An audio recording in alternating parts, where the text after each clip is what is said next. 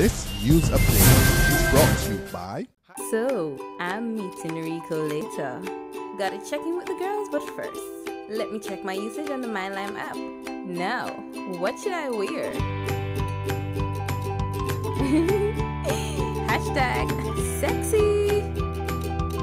He's here.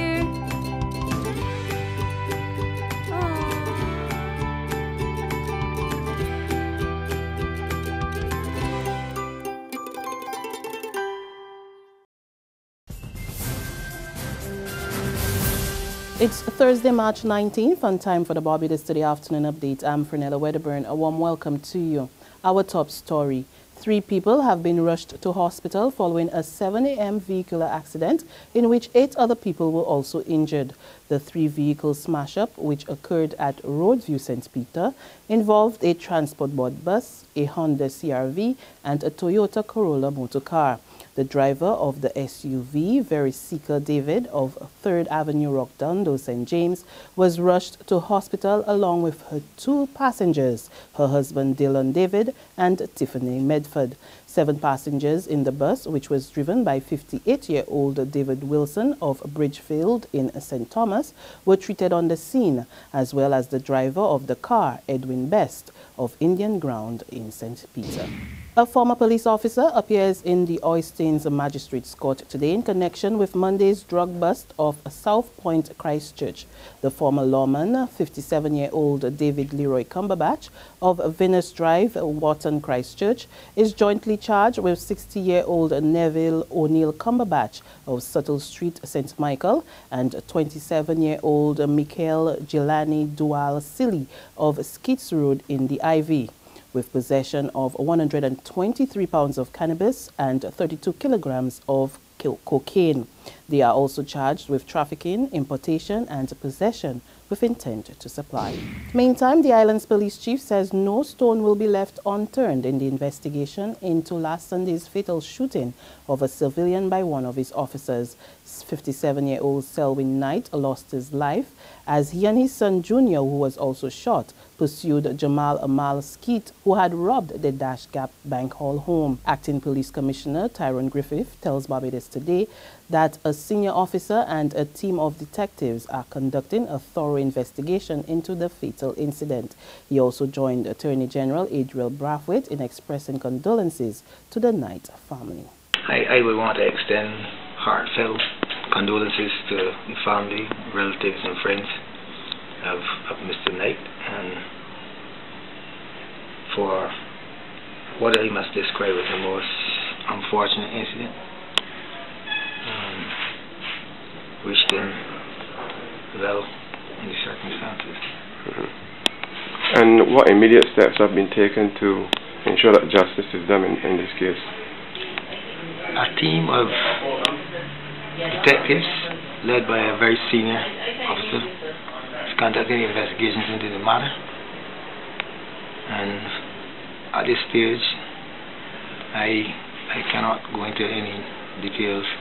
In other news, CLICO policyholders are not at all happy with Prime Minister Freundel Stuart. This after he declared in Parliament earlier this week that he now has a list in his possession of people who had invested in the insurance company's executive flexible premium annuities known as the EFPAs.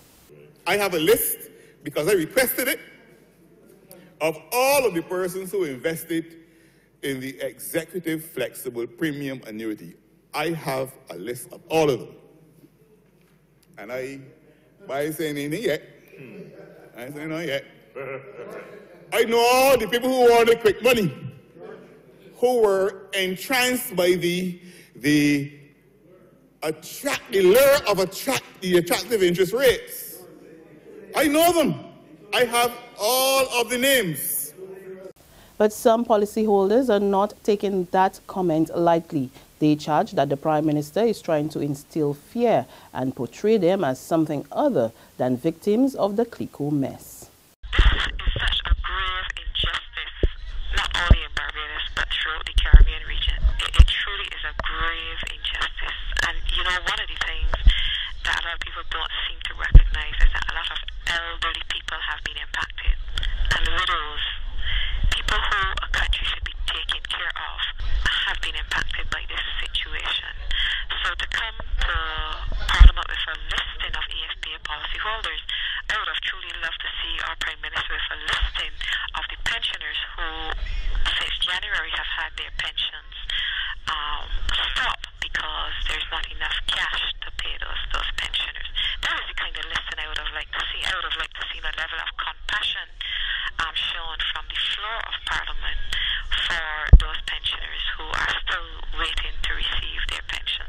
That was Chairperson of the Barbados Investors and Policyholders Alliance, June Fowler. Meantime, the man heading the CLICO Judicial Management Team says he has nothing to defend following heavy criticism of the latest forensic report. The report was unsealed for public scrutiny just over a week ago. Since then, several concerns have been raised about the findings, particularly from the legal team representing former CLICO Chairman Leroy Paris. But Judicial Manager Patrick Toppin is standing by the report. In fact, he tells Barbados Today there's nothing to defend. To news from the floor of Parliament, Finance Minister Chris Sinclair has dismissed opposition suggestions on how the government should address the country's debt situation.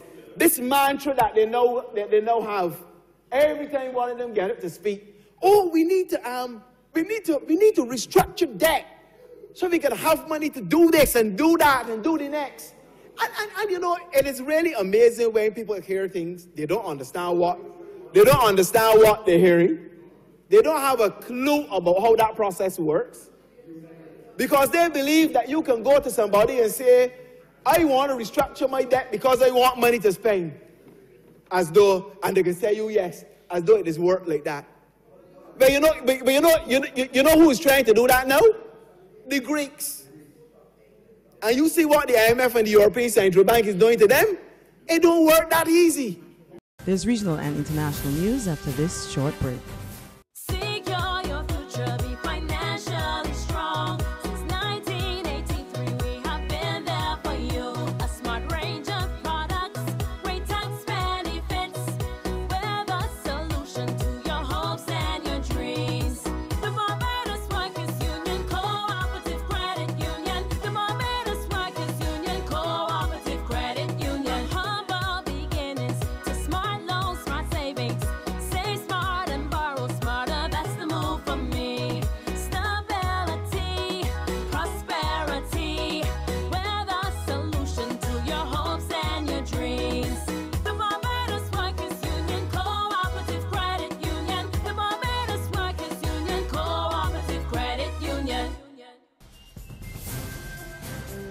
On the regional scene, an 8-year-old child was among the 4 people killed in Jamaica in the wee hours of this morning. According to St. James Police, the 4, including a woman, were shot dead in the Richmond Hill community of Cambridge around 2 a.m. Police are currently in the area combing the scene for clues.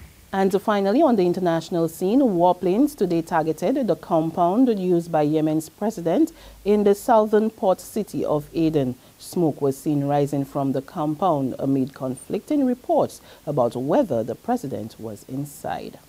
And on that note, we come to the end of our Barbados Today afternoon update, but you can join us again this evening. Until then, remember to log on to www.barbadostoday.bb, subscribe to our e-paper email updates, or like us on Facebook.